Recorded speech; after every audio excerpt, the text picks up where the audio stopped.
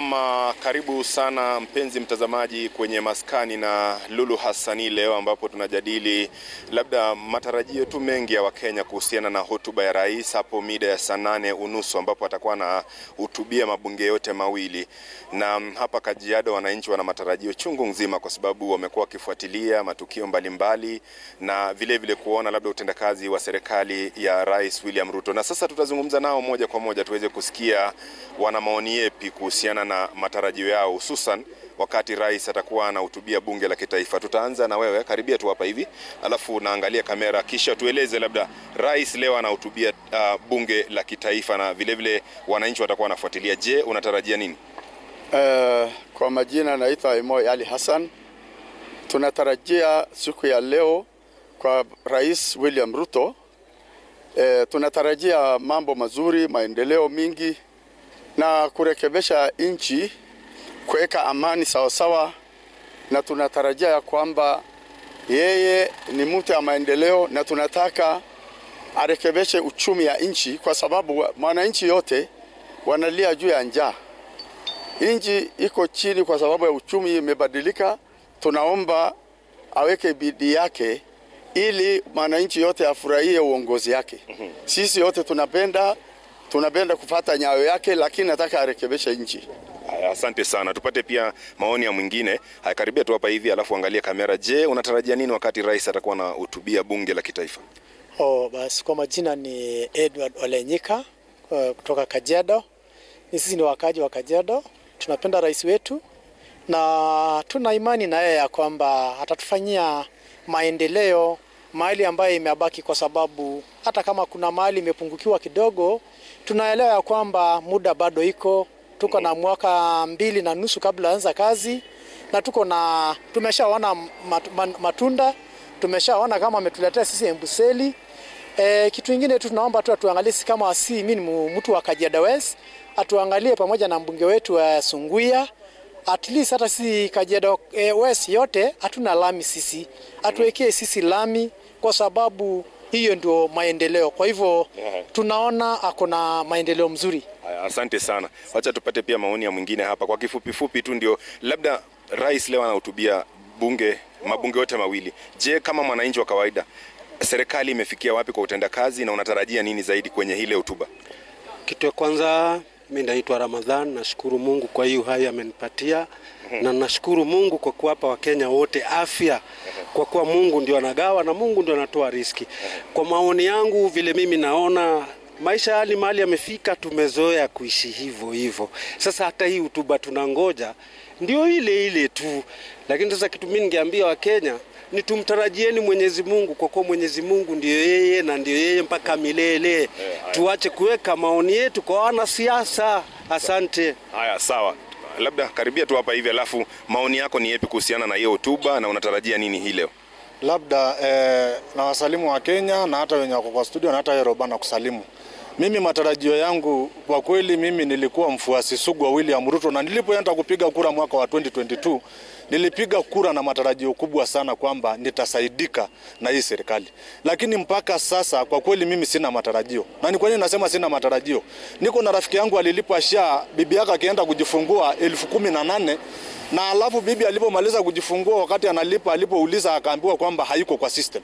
So ile kitu mimi ilinikera sana. So mimi kwa serikali ya William Ruto mimi sina matarajio kabisa. Kenye tu naambia William Ruto, maliza tamu yako, tukutane kwa debe Mungu akipenda, kwa sababu mimi sijaona maendeleo. Ukisema mambo ya housing, mimi nimetoka upande ya Njukini, upande wa Umasaini huko ndani. Housing wakati unajenga, housing wale watasaidika ni watu wachache sana. So mimi kama Mkenya wa kawaida, mimi kama mkazi wa ndani wa Risa, mimi hakuna msaada yote nitapata kwa mambo ya housing. Kwa hivyo mambo ya housing na mambo ya shule, niko na mtoto wa grade 9. Grade 9 nimehangaika sana na hii serikali, kwa sababu hakuna kitu yoyote ambayo wanafanya shuleni. Kila kitu watoto wanafukuzwa kila saa. So mimi serikali ya William Ruto, mimi ni coordinator hapa Kajiado Central. Na tulifanyia serikali ya William Ruto campaign, tukafanyia campaign mpaka akashinda. Kwa hivyo ile matarajio yangu mimi nasema ya kwamba William Ruto amalize tamu yake, tukutane 2027, Mungu ndiye anajua. Sisi tunatanguliza Mungu, sisi tunamtegemea Mungu. Tumalizie tu na huyu hapa hivi kwa sababu ya muda. Labda kwa kifupi tu tueleze matarajio yako ni gani? Okay, mimi naitwa Murray. Matarajio yangu Bwana Robert kwa sekta kama kilimo, naomba Mheshimiwa Rais afungue cereals kwa sababu kule North Rift wananchi wakulima wanategemea hapo. Na Mheshimiwa Rais, tafadhali wabunge wako wakwambie ukweli kuhusu cereals. GDP ya nchi Mheshimiwa Rais ni mbaya. Matarajio wananchi wanakupenda lakini GDP ni mbaya. Sekta ya barabara naona unajaribu mahali pale, lakini sekta ya afya bado kuna shida kwa SHA. Kuna sehemu ukienda unasikia wanafanya jeopardize. Na Your Excellency, tafadhali kuhusia sekta za zile ambazo zinakuza wananchi na flow of cash hakuna kwa nchi. Tafadhali tunaomba hiyo, kwa sababu ukiangalia bottom up ilikuwa ni ideology mzuri, lakini haikusi mwananchi, inakuwa tu within the psychoban idea, kwa sababu wabunge wanaokopa wanakuja wanakupigia makofi, lakini ground things are different sir. Tafadhali. Haya, asante sana. Hawa ni wananchi kutoka hapa Kajiado na umesikia wametoa maoni mseto tu kuhusiana na hotuba ya rais hapo mida ya saa 8:30. Kwa hivyo ni swala ambalo pia tutakuwa nafuatilia, alafu kile atakuwa amesema pia tutakuwa nafuatilia na wananchi, je, wanasemaje baada ya rais kuhutubia. Lakini kwa sasa sina la ziada. Tuelekee katika kaunti jirani ya Machakos ambapo mwenzangu Enoch Musui yuko standby. Kwako Musui. Wacha tusikie Wakenya wanayapi kuhusu miaka 3 katika uongozi wa Rais William Ruto. Karibu, naanza na jina. Kwa majina ni Robert Wambua, mkaji wa Machakos Town. Na ninataka kusema kuwa that majority of Kenyans are very much disappointed and they are not ready for this state of the nation. Wakenya wengi wameteseka sana kwa hii miaka 3 hii serikali imekuwa kwa uongozi. Na hawako tayari kudanganywa kila wakati. Ukiangalia education sector, it's full of strikes. Walimu wamestrike. Capitation is a problem and it's not reaching the schools in the right time. Ukiangalia mahospitali, our health workers, they are ever striking. Mahospitali hazina dawa. Ukikuja kwa economy, watu hata wamefunga mabiashara, wengine hata wameenda nyumbani. And then you people, you are here coming to give us a state of a nation ambao ni mambo ya uongo. We want him to speak about policies, not promises. Because a country is run through policies and good policies that can steer economic development and empowerment. We are very much disappointed as Kenyans because the president has been a man of promises. Like, citing just an example, the week ago he was in Machakos promising construction of roads, and he forgot. Shortly after he was sworn into office, he came to Machakos, he promised expansion of the road between Machakos and Makutano town. But that has never been done. He was here promising other roads, and we don't know what is policies that will guide, that will make him be able to raise money to actualize this construction of roads to steer up the economy. Huku Machakos tunajua kwamba rais ulipokuwa ukiomba kura, ulitupatia manifesto. Sasa nataka kukuomba urudi kwa ile manifesto yako, sababu kuna kitu inaitwa revision. Uangalie yale mambo ulikuwa unasema free internet kama iko. Utuambia kwamba ulisema kwamba tax itaenda chini. Ilienda chini ama ilienda juu? Ukiomba kura wewe bwana rais, ulisema ya kwamba hautafanya kuomba tena pesa kule nje, tumbaki wa Kenya tukilipa. Ulitimiza ama au kutimiza? Nikimalizia nilisema ya kwamba tuko na katiba, chapter 6 of the constitution. Sisi tunataka development ambayo iko na fairness na justice. Hatutaki mambo ya nepotism. Hata ukienda kule KRA unapata zaidi ya watu 50 ambao wameajiriwa kule, ni community 2 bili. Sisi tunasema hivi, tunataka justice, tunataka fairness katika uongozi na ugawanyaji wa rasilimali.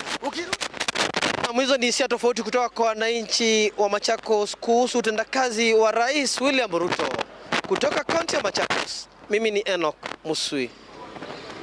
Naam, shukran sana. Hao ni wakazi wa Machakos, mtazamaji. Kama umeweza kusikia, wanasema wanataka sera na wala sio ahadi, na pia vile vile mambo mengi wameweza kuzungumza. Labda nikizungumza nawe Martin, kuhusiana na masuala ya ushuru na pia vile vile hali ngumu ya maisha, gharama imeweza kupanda. Je, unahisi kutoka hotuba leo kwa taifa hiki kitendawili kitaweza kuteguliwa? Kuna nafasi hiyo? Sidhani kwamba hiki kitendawili kitaweza kuteguliwa kwa sababu tumeongelea mambo ya ushuru na ufisadi mara kwa mara.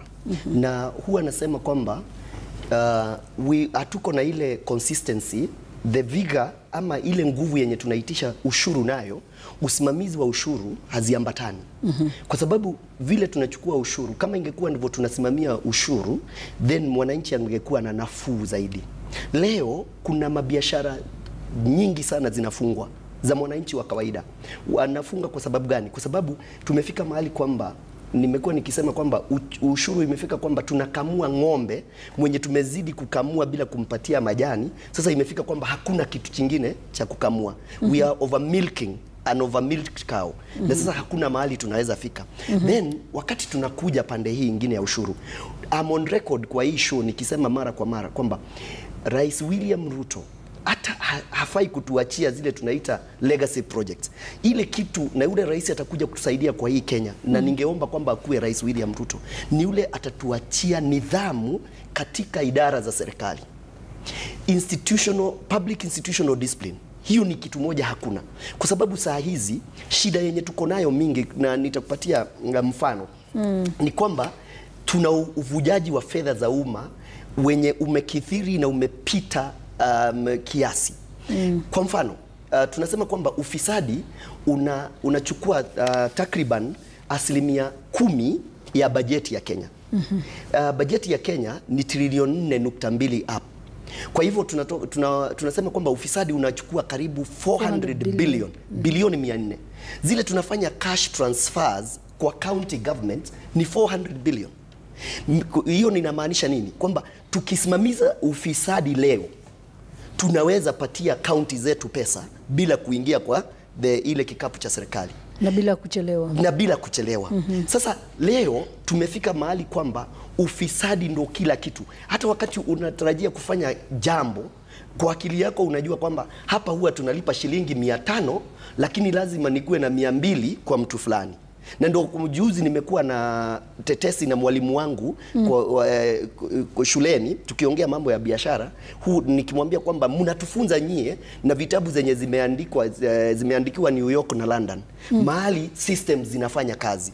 Lakini ule mtu umefunza akikuja huku nje, kijana ametoka shule, anakuja na matarajio kwamba zile vitu amefunzwa shule za political economy zitakuja kuapply. Lakini akiingia Nairobi, kabla upewe leseni ya kufanya kazi Nairobi, ndio unalipa kwa mtandao na unafanya nini. Lakini kuna mtu atapitisha mahali na atakwambia kwamba lazima utafute 2,000 ama 3,000. Hauko umetarajia. Mwingine anaweka vikwazo tu. Sasa unapata kwamba hata kama tunataka na wananchi wanataka kujituma, wengi wao wanapata zile bureaucracies na zote zinakuwa ni competing interests za wale ofisa wamewekwa kwa serikali. Na imefika mahali kwamba corruption now ni culture.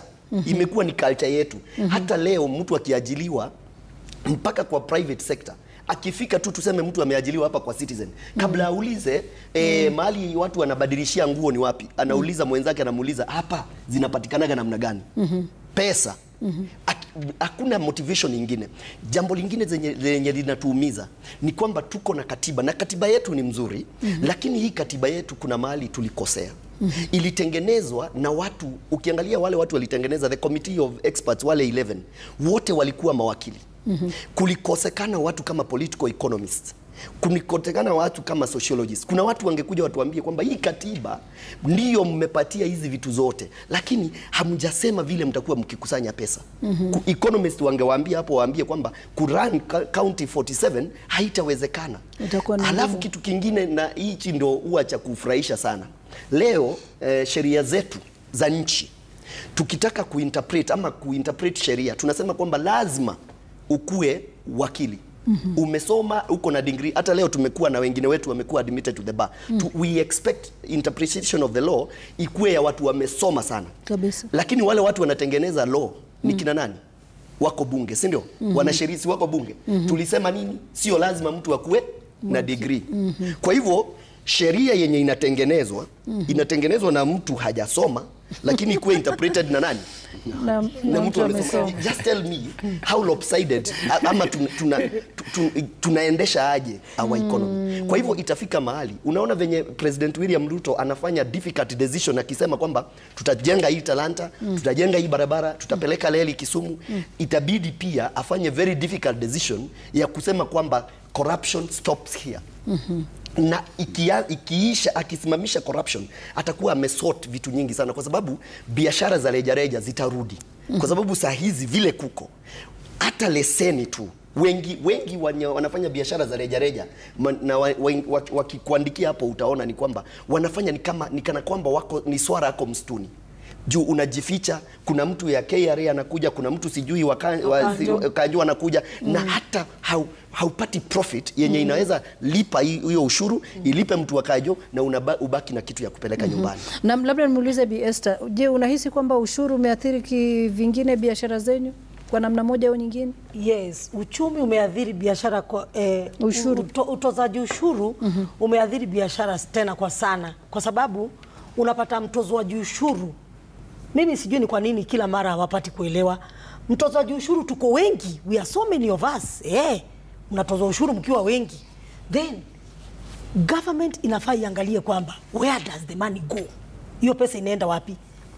Hivyo venye ndugu yangu ameongelea mambo ya corruption. Why? Kwa nini unakubali mtu awe ni mfisadi? Na unaona kwenye rununu kabisa ameandikwa amepora pesa ya wananchi kiasi hiki. Na sisi kama wananchi, ili tupate ile dosari kwamba anafanya kazi mzuri na atakacho kutuhutubia kitakuwa cha maana sana, tunafaa tuone kwamba imefuatiliwa kwamba huyu ambaye alikosea pale ameweza kuchukuliwa hatua na akawekwa hata korokoroni. Lakini sasa ukishatutoza ushuru na hapa ilhali hapa chini hakuna pesa, mtatutozwa tubaki mpaka hata hakuna kitu ya kutozwa. Ndio unapata mpaka biashara mingi zimefungwa. Unapata mpaka watu wa mataifa za nje ndio wanafanya kazi hapa sasa. Unapata watu wa kuzurulisha njugu wametoka Uganda, wametoka Tanzania, wametoka Burundi, Rwanda. But Mkenya wa kawaida zile njugu alizopika za kutoka hapa Kenya hazitaenda. Atafanya nini? Atafanya kufunga na aende nyumbani. Kwa sababu pale wanafika mahali wanaongea in groups Burundi. Sasa wewe ukifika pale, wewe ni Mkenya, unapata kwamba yako haiendi na umetozwa ushuru. Sasa utabaki na nini? Hapo na kibarua kigumu sana, na hana nafasi ya kutuhakikishia sisi wanabiashara. Na tuko na machungu sana. Kwa sababu unapata mataifa ya nje ndio inafuata kufaidika. Watu wa Javas kwa haraka kabla Lulu namsikiza sana na amesema kwa ukweli kabisa matarajio ya Wakenya, na mimi kama Mkenya wa kawaida pia tunahisi jinsi ambavyo hali halisi ya uchumi ilivyo. Na hotuba ya Mheshimiwa Rais ya leo ni lazima iwe hali halisi ya taifa la Kenya jinsi ilivyo. Kwa sababu Rais ndio msemaji mkuu wa taifa. Kuna msemaji wa serikali, lakini Rais ni msemaji wa taifa kama kiongozi wa taifa. Pili, unajua babu yangu ajapokuwa alitaongelea mbele za haki, alikuwa anasema kwamba heri uwe na maeneo ambayo yanalegea kuliko kuwa kibogoyo. Sasa hivi ukiangalia kwa kweli Lulu, ni ile tu kwamba kuna hitilafu, tuseme imefifia kidogo vitengo ambavyo vipo, hasa ukiangalia tume kama ya kupambana na masuala ya ufisadi, Ethics and Anti-Corruption Commission. Hivi karibuni tukienda kwa ukweli, kumekuwa na mambo ya asset recovery. Kumekuwepo na jitihada mabilioni ya pesa mwaka huu peke yake ambao umepatikana kwa magavana ambao walikuwa katika ofisi, baadhi ya maafisa ambao walikuwa katika tume, katika utumishi wa umma, ambao mali imechukuliwa ama kutoka kwao ambayo inaitwa asset recovery kwa sababu ya masuala ya ufisadi, baada ya mahakama kudhibitisha kwamba kweli walinufaika kupitia njia ya ufisadi. Lakini tume hiyo pia inafaa iweze kueleza Wakenya jitihada zake zimefikia wapi. Kwa sababu kuna majukumu ambayo yanafanyika, kuna matunda ambayo yameweza kuvunwa, lakini Wakenya wa kawaida hawajui, hawatambui, hawaelezwi. Pili, ukiangalia Mheshimiwa Rais aliweza kubuni multi-agency team ama task force ambayo imeleta vitengo vyote masuala ya kupigana na ufisadi. Kulikuwa na ODPP, kulikuwa na kulikuwa na ODPP, kulikuwa na Attorney General, kulikuwepo na asset recovery, kulikuwepo na idara zote za upelelezi pia. Lakini sasa hivi imeweza kudhibitiwa na mahakama hadi kesi hiyo iweze kusikizwa. Lazima pia tuweze kubali kwamba pale ambapo jitihada zimeweza kufanyika, kweli zinafanyika, lakini Wakenya wanahitaji kwamba iweze kuwa na bidii na mbio ili kwamba ufisadi uweze kupambana nao kabisa. Pili, magavana wetu katika maeneo gatuzi. Ni lazima pia ufisadi upigwe hadi katika maeneo gatuzi, kwa sababu ufisadi uko pia kule chini. Na John, shikilie kidogo, utakuja kumjibu Javas baadaye kidogo. Labda kwa hivi sasa moja kwa moja tuende kaunti ya Meru, tukiwa na Gregory Wakazi. Huko wanasema matarajio yao ni yapi kuhusiana na hotuba ya rais siku hii ya leo? Niko hapa kaunti ya Meru ambapo ningependa tuweze kusikia sauti za wakaaji hapa kuhusiana na hotuba yake rais ambayo inatarajiwa na hali ya taifa ilivyo kulingana na mtazamo wao. Na moja kwa moja tuanze, labda sijui kama Koffi unaweza vua sababu ya tunapozungumzia hali ya taifa na hotuba yake rais, ni mambo gani ambayo unahisi kwamba rais anafaa aangazie? Ya kwanza mimi ningependa bwana rais aangazie mambo tatu. Ya kwanza ni mambo ya education. Juu sahi kama ni mambo ya capitation haifiki shule vile inastahili, watoto wanaagamia mambo kwanza. Kitu ya kwanza muhimu sana ni angalie mambo ya capitation, kufika kwa shule on the time. Mambo ya pili ni mambo ya health. Ya health kidogo nimeona president bado anajaribu, lakini bado inataka kupigwa jeki zaidi. Mambo ya tatu ni mambo ya economy. Mambo ya economy ya Kenya sahi, hata kama wanasema uga imeanguka, hiyo hata kama inatoka 100, kupata hiyo 100 kununua hiyo uga inakuwa ni shida. Sana sana wananchi wanaumia sana juu ya economy. Yeah. Asante sana. Tuweze kusikia sauti nyingine hapa, labda karibia hapa utuambie labda ni mambo swali gani ungependa aangazie moja kwa moja wewe kama mkaji. Majina yangu kamili naitwa Jemo. I'm the aspirant North MP 2027. Langu nataka kushukuru rais wetu. Tumeona leo artista atakuwa na state of address. Kitu yenye mimi ningependa kutarajia rais wetu, kitu ya kwanza ongee ni about mambo ya e-procurement. Because tumeona e-procurement artisti imeweza kuweka installment kwa county zetu. Hakuna pesa, hakuna kazi inaendelea. Secondly, I'm waiting for the president kuanraise mambo ya SHA.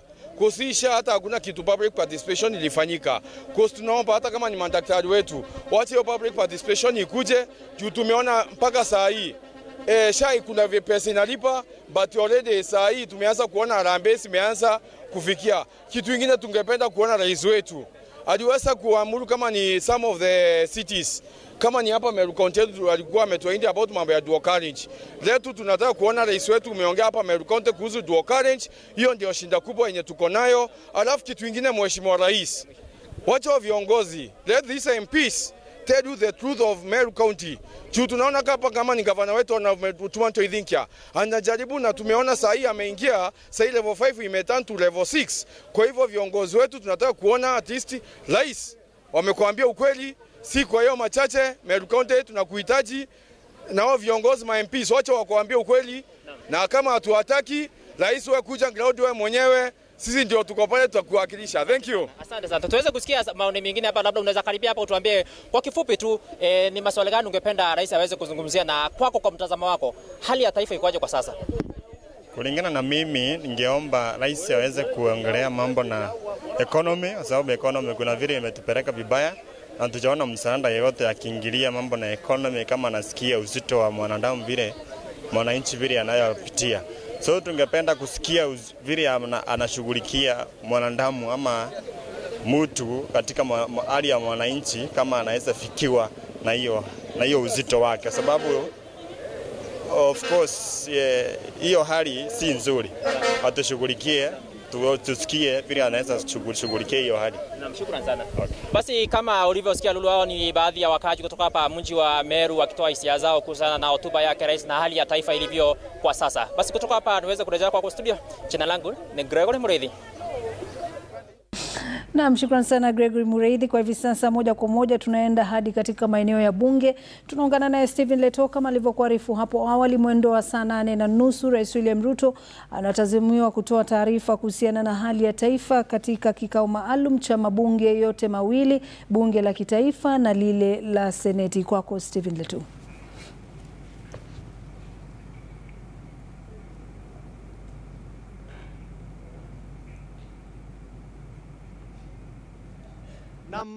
Huku katika majengo ya bunge mengi yanazidi kushuhudiwa.